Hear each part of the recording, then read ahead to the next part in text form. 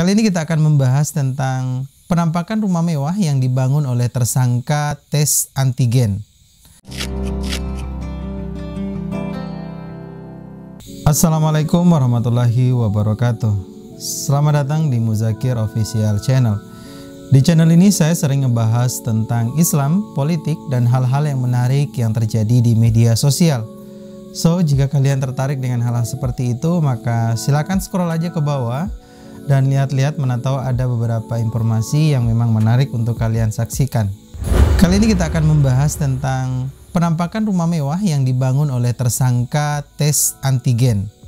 Akhir-akhir ini media sosial dihebohkan dengan penemuan oleh tim kepolisian mengenai penggunaan tes antigen yang menggunakan alat tes bekas. Nah, saat ini si pelakunya tengah membuat atau tengah mempersiapkan membangun rumah mewah di salah satu kompleks perumahan di Gria Pasar Ikan, Lubuk Linggau, Sumatera Selatan. Rumah mewah ini dibangun tepat di depan rumah lamanya si tersangka PM ini. Jadi bisa dikategorikan bahwa penjualan ataupun pemanfaatan alat rapid test bekas ini telah meraup pundi-pundi keuangan yang tidak sedikit nilainya. Dikutip dari detik.com, dikonfirmasi dari ketua RT setempat bahwa PM 45 tahun ini merupakan warganya yang pada saat itu masuk pada tahun 2011. Nah, disampaikan juga oleh Pak RT-nya bahwa PM ini 45 tahun ini merupakan warga yang baik, dia terbilang ramah. Namun setelah kasusnya mencuat ke media sosial ataupun viral, proses pengerjaan rumahnya ini setelah 2 hari terakhir ini terhambat atau terhenti. Bahkan jika dikonfirmasi oleh beberapa wartawan ditemukan bahwa rumahnya ini saat ini tengah tertutup rapat dan tidak dibuka sama sekali. Tentunya akhir-akhir ini kasus ini tentu tengah menjadi sorotan di media sosial ataupun di media-media elektronik lainnya. Ya, bagaimana tidak, teman-teman? Alat yang sering digunakan untuk melakukan rapid test bagi kita-kita yang mau melakukan perjalanan ataupun konsumen yang ingin melakukan perjalanan. Bayangkan alat rapid test yang dimasukkan ke dalam hidung ataupun dimasukkan ke dalam tenggorokan itu ternyata sudah pernah digunakan oleh orang lain. Nah, bayangkan tuh bagaimana tuh rasanya.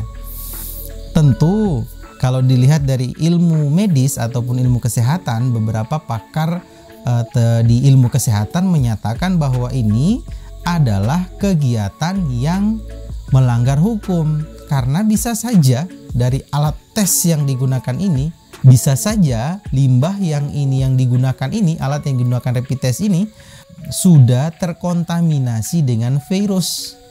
Nah, bagaimana kalau misalkan alat ini telah terkontaminasi dengan virus, kemudian dimasukkan ke dalam untuk melakukan rapid test, dan setelah itu bisa mengakibatkan penularan dari COVID. Resiko-resiko yang bisa dihadapi oleh ataupun didapatkan oleh orang yang mendapatkan disodok hidungnya dengan alat bekas seperti apa, Dok? Baik. Nah, resikonya berarti kan bisa terjadi cross infection, infeksi silang daripada pasien yang memang tidak terkena akhirnya bisa jadi terkena. Karena seberapa jauh alat ini steril dan bisa juga menularkan penyakit yang lain.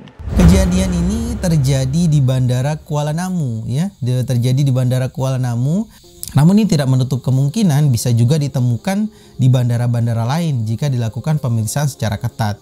Dan semoga itu cuma asumsi ya, semoga benar-benar di bandara-bandara lainnya memang benar-benar mereka tidak melakukan hal-hal demikian hanya untuk mendapatkan keuntungan sesaat, kemudian mengesampingkan kesehatan para konsumen ataupun para pelanggan yang nantinya akan melakukan rapid test di bandara-bandara yang ada di sekitar kita.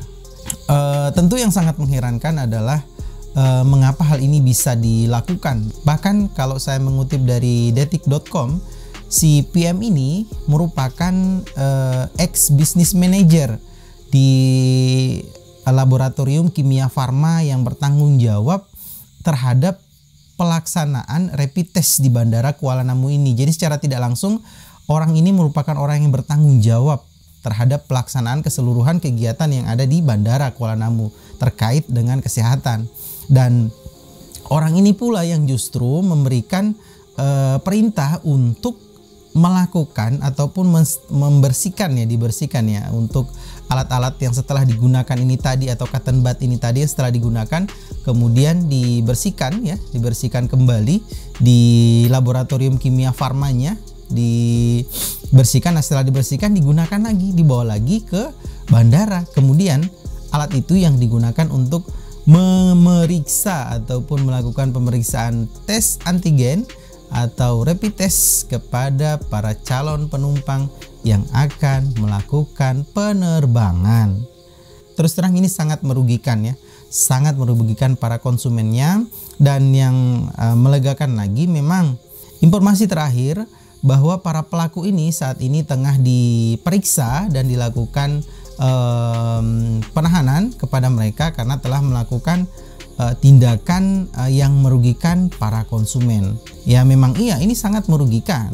Nah, kalau itu dikembalikan kepada saya pribadi, ya ketika saya ingin melakukan penerbangan, kemudian saya menemukan ternyata memang di sana saya dilakukan rapid test dengan alat yang telah digunakan oleh orang lain, ya tentu itu sangat merugikan ya. Bisa saja alat yang telah digunakan ini tadi sudah terkontaminasi dengan virus-virus yang sebelumnya, kemudian dimasukkan lagi ke tubuh kita, yang berakibat terjadi penurunan penyakit kepada kita.